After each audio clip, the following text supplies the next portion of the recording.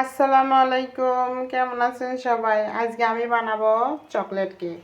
এই জন্য নিয়েছি আটা, চকলেট পাউডার, তেল, ভ্যানিলা এসেন্স, বেকিং সোডা। আর আমি এখানে 3টা ডিম ফেটিয়ে নিছি। এবার আমি একে একে সব দিয়ে দেবো। বিসমিল্লাহ। আগে আমি চকলেট পাউডারটা দিই। বিসমিল্লাহির রহমানির রহিম। দিলাম চকলেট পাউডার, তারপরে দেব একটু তেল। বেশি দেবো না, যেহেতু আমি পাউডার দিছি। চকলেট পাউডারটা দিতে পারিনি, আমার কাছে ছিল না।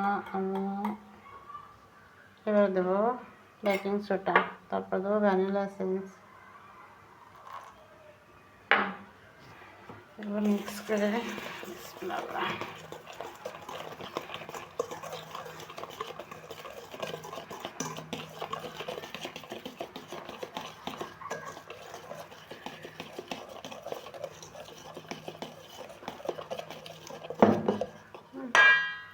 তারপর দেবো আমি আটা, সেলে নেওয়া ছিল। কতটুকু লাগবে পরিমাণ মতো দেবো।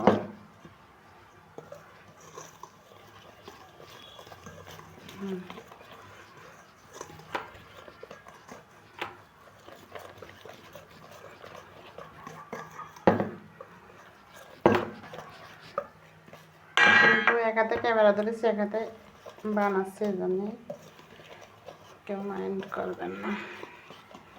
ক্যামেরা ধরার কেউ নাই তো, আমি স্কুলে গেছে, এই জন্য